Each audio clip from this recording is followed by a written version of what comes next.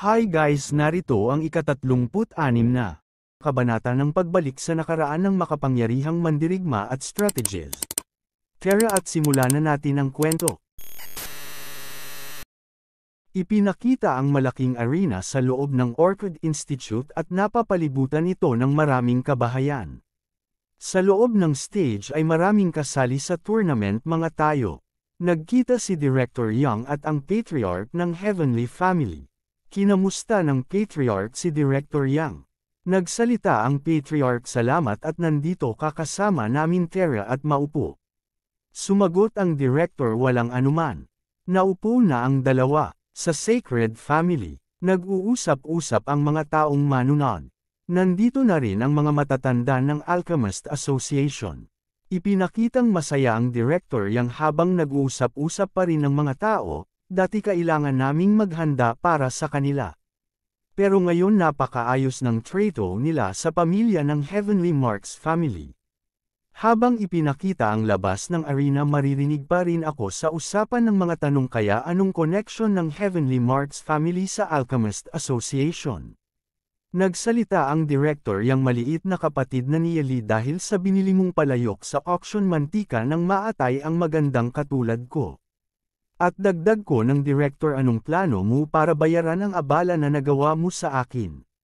Sa isip ng ating bida, sinungaling yung mga assassin na hanap agad pagkatapos ng auction. Ilaw pa na may mga bodyguard na gold rank. Kahit 10 assassin pa yan, di sila makakalapit sa'yo.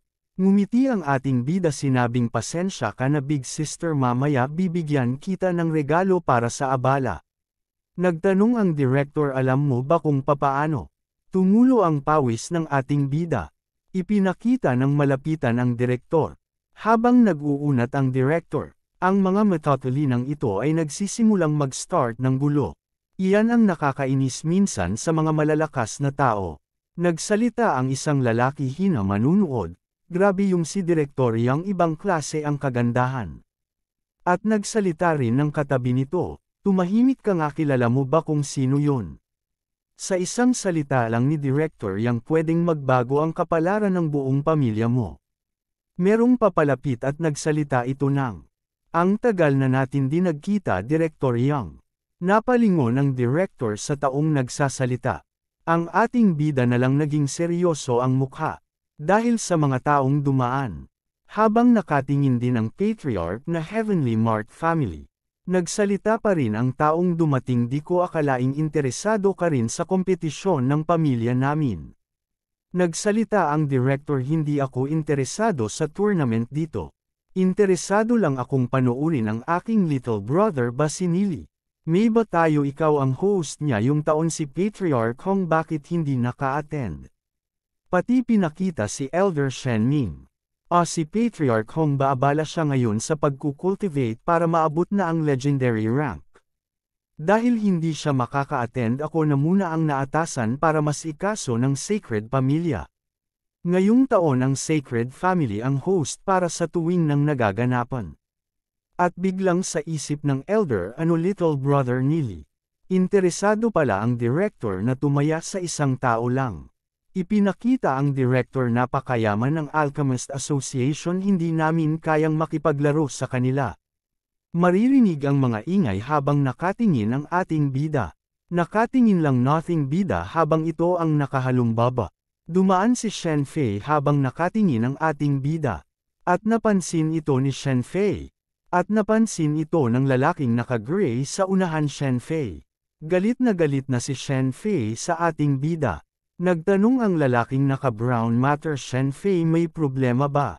Habang nakanjirit pa rin si Shen Fei. Hoy ikaw, tumalon ang ating bida. Nagulat ang Patriarch dahil sa pagsulpot ng ating bida. Tumawa ang ating bida at kumaway ito, maliit na Shen Fei. Matagal tayong hindi nagkita, habang nakangiti ito ng may pang-aasar. Itong buwisit na ito sabay tingin ng masama ni Shen Fei. Ano, nanonod si Director Young? Inaasar pa ng ating bida si Shen Fei. Si Master Shen Fei ay sobrang galing. Nagtikom ng kamo si Shen Fei. Hindi ko na mahintay na atahin siya. Patuloy ng ating bida, inasar ng si Shen Fei. Si Sinangil ay marami sinabi sa akin tungkol sa iyo. Ikaw daw ay isang lalaking magalang at kagalang-galang. Ang pagkukultivate ni Ninger ay napakabilis, hindi na magtatagal ay magiging silver rank na siya. Tinulungan ko siya sa pag-cultivate sa pamamagitan ng pagmasahe ng kanyang mga binti. Hehe. Galit na talaga si Shen Fei. Namuti na ang mga mata nito. Sumugod sa Shen Fei, sumigaw ito. Aatayin kita. Habang papalapitan suntok ay tinignan lang ito ng ating bida. Biglang hamarang si Director Yang at pinigilan ng Elder ang suntok ni Shen Fei. Nagsalita ang Elder, relax ka lang Yang Master, wag ka magmadali. Mag-uumpisa na ang tournament. Baka magpadala ng mga tao ang Heavenly Marks family para lumaban. Bakit di nyo ituloy to mamaya? Di kailangan sirain ang kapayapaan. Kumalma na si Shen Fei. Binalik na ang kanyang pag-atake. Tumalikod na ito para maglakad. Tinawag na naman ito ng ating bida. Ang tournament na ito ay walang kahulugan kung wala tayong kikitain, di ba? Hindi ako sasali dito kung walang pastang mangyayari. Sabi ng Elder, hoy bata, gusto mong kumusta? Para yatang mali iyon, sabay ngiti nito. Kaya nagbago na ang isip ko, ang sabi ng ating iba. Sumagot ang Elder, at ano naman yun? Kayo na ang pumusta at tatapatan ko kahit gaano ito kalaki. Maganda yan, pero nag-aalala ako baka hindi kayanin ito ng Heavenly Marks family, sabay ngiti ng Elder. Pero nandito naman ang big sister ko na si Director Yang. Iniisip pa rin ba ng Sacred Family na hindi ko kayang bayaran lahat ng pusta? Sagot ng Director, oo nga, kung ang little brother ko na Sonia Lee may kailangan magbayad, ako na ang bahala. Habang nakangiti ang Director, Elder Shen Ming, wala na bang problema sa mangyayaring pastahan? Natigilan si Elder, pati na rin si Shen Fei.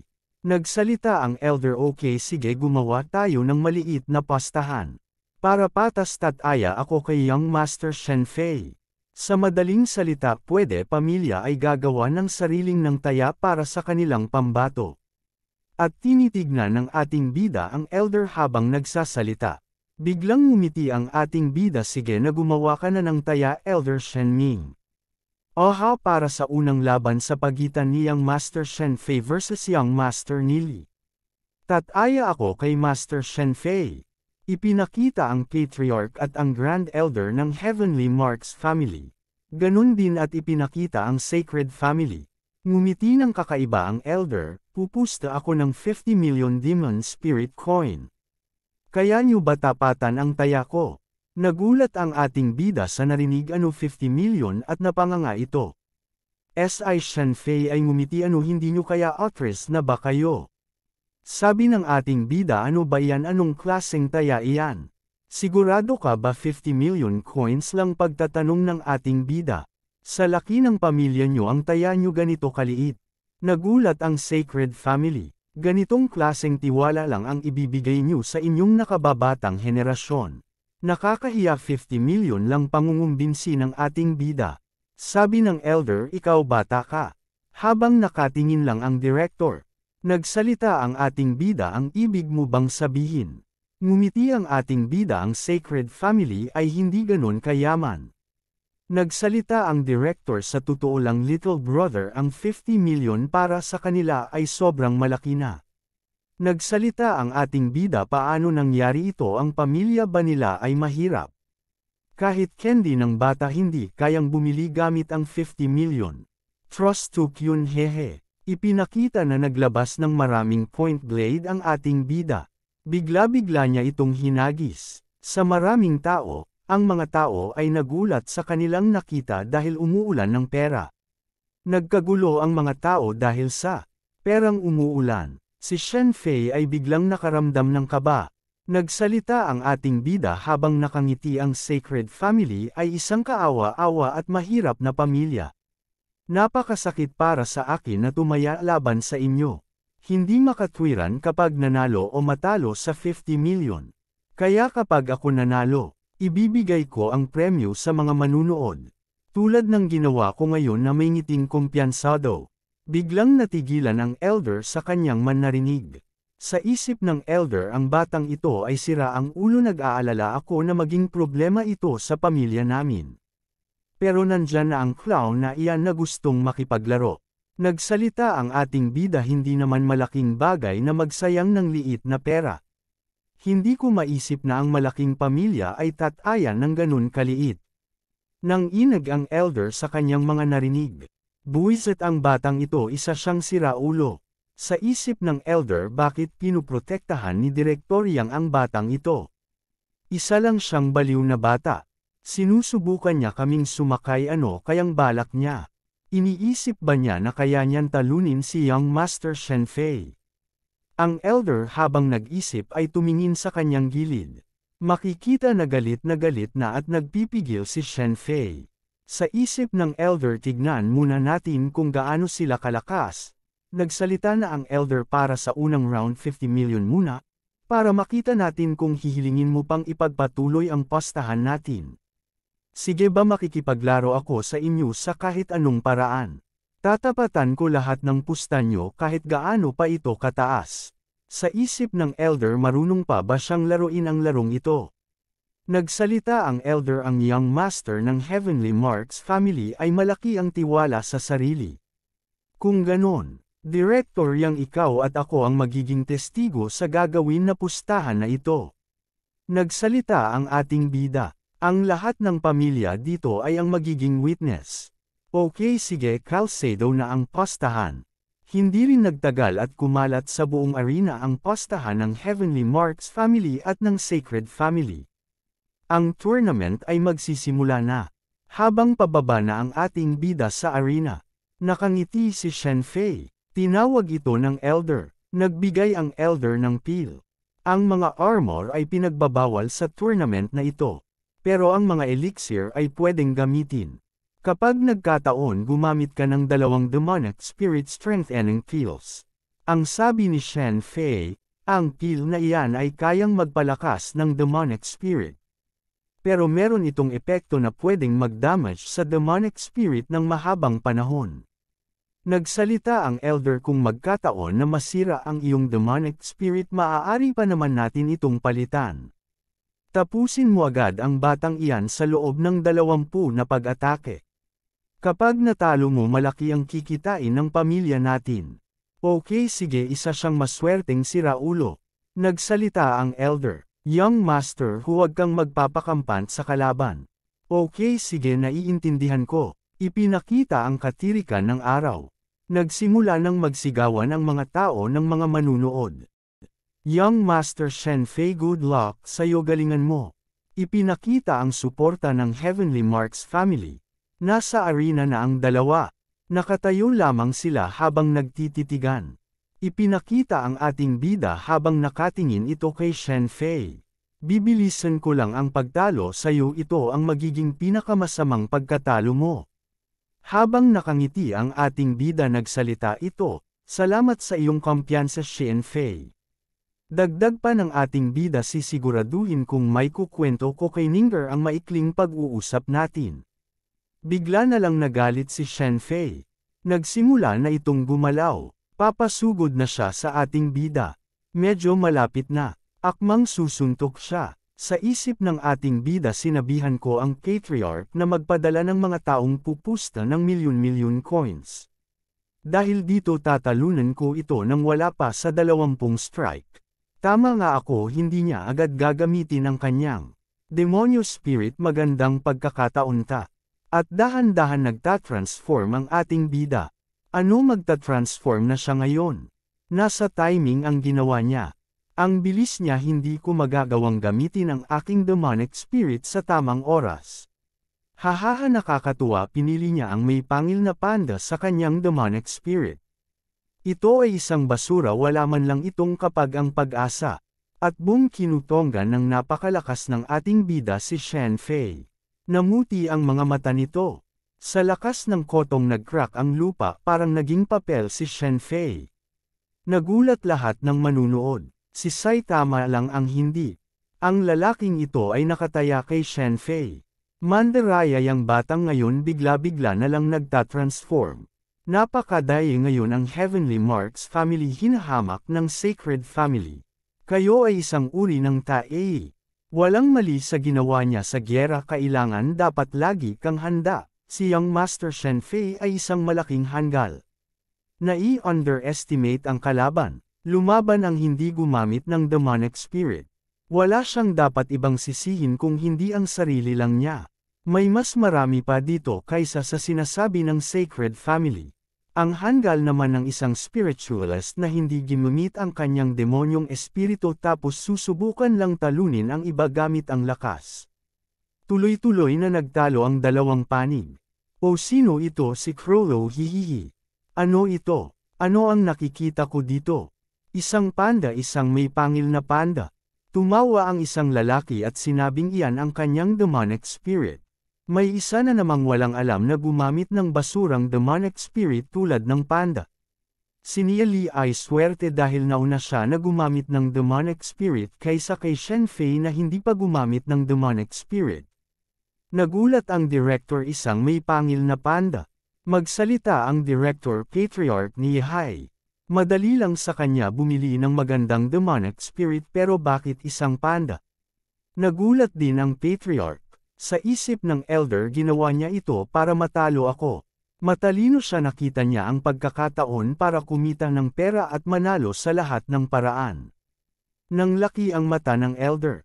Nagkakamali ka kung iniisip mong mananalo ka gamit ang panda laban sa Young Master Shen Fei. Kapag nakatayo siya, makikita mo. Habang tinitignan ng ating bida na tumayo si Shen Fei. Dahan-dahan nang tumayo si Shen Fei. Ngayon magbabayad ka. Aatayin kita. May mga apoy na lumabas sa paligid. Lumalakas pa ang apoy sa paligid ni Shen Fei. Ngayon ginamit na ni Master Shen Fei ang kanyang demonic spirit. Hindi nauubra ang mga pandarayanan ni Nia Li. Kapag natapos ng pag-transform ni Master Shen Fei, sigurado na si Nilay ay maaataya. Nagulat ang Grand Elder Patriarch, ito ang. Kailangan na ba natin ihagis ang towel? Natigilan ang Patriarch. Nagsalita ang Patriarch, hindi ko inaasahan na si Shen Fei ay merong ganitong kalakas na demonyo spirit. Ito ay isang Black Gold 1-star demonic beast. Ito ay hinuli ni Shen Kung ng sarili niyang mga kamay. Boom, napakalaking aura ng Scarlet Black Tiger. Makikita na ang buong arena ay puno ng apoy. Habang nakikita ito ng mga manunood ay namamangha sila. Ang orang ito ay kamangha-mangha, siguradong mananalo siya sa oras na ito. Okay, sige Young Master Shen Fei, talunin mo siya, huwag mo na siyang pagbigyan pa. Sa isip ng Patriarch, bakit napili ni Shaoli Food Panda na demonic spirit? Hindi niya magagawang manalo sa Scarlet Black Tiger. Ipinakita ang Patriarch habang nakikita sa mga mata nito ang nagliliyab na apoy. Gumalaw na ang ating bida. Lumapit siya sa likuran ni Shen Fei na parang walang kagana-gana. At bumadang tinaga sa ulo, baon na naman sa lupa, ang lakas talaga ni Bossing. Nagulat ang Grand Elder, Patriarch, Director at ang mga manunood habang si Saitama man tumaas lang ang kilay. Dahan-daang nawala ang apoy na aura ni Shen Fei. Habang nakabaon ito sa lupa, hindi pa rin makapaniwala ang ibang manunood. Ang elder ay nagulat sa kanyang nakita. Sobrang nakakahiyang pagkatalo. Ipinakita ang buong manunood. Ano? Anong klaseng pagkatalo yun? Kayong mga Heavenly Marks family, ganito ba kayo klase lumaban? Hindi pa tapos mag-transform ang aming Young Master, inatake na agad ito ng palihim. At tumingin ang Patriarch ng Heavenly Marks family. Wala kaming nilabag na kahit anong rules dito sa tournament. Wala ka sa posisyon para magbintang. Tinuturuan mo ba ang aming Heavenly Marks family kung paano makipaglaban? Turuan nyo na lang kung paano makipaglaban ang hanggal niyong Young Master Shen Fei.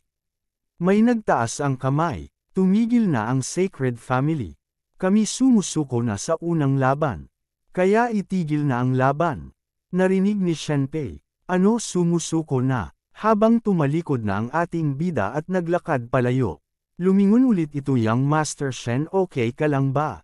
Natututo tayo sa pakikipaglaban pero titigil na tayo sa oras na ito. Sumuko ka na lang kung hindi ka na makatayo na may pang-asar na tono. Scarlet Black Tiger nag-release na naman ng oras si Shenpei. Ako mang susugod na naman ito. Pero napansin ito ng ating bida. Kapag nakapag-transform ako pupunitan ko yung panda mo. Tumakbo pa sugad ang ating bida. Paglapit ng ating bida nagsalita ito. Binigyan na kita ng pagkakataon pero binaliwala mo ito.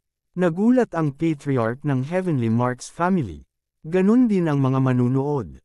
Sumigaw ang elder, kami ay nag-surrender na. Tumigil na kayo ngayon din. Ipinakita ang reaksyon ng 2 gold rank ng Sacred Family. Habang nakatingin sa ating bida. Narinig ng ating bida ang sinabi ng elder. Nag-human form na ang ating bida. Pero huli na ang lahat baon na ang mukha ni Shenpei sa lupa. Inalis na ng ating bida ang kanyang paa sa ulo nito. At dito nagtatapos ang kabanata. Maraming salamat po.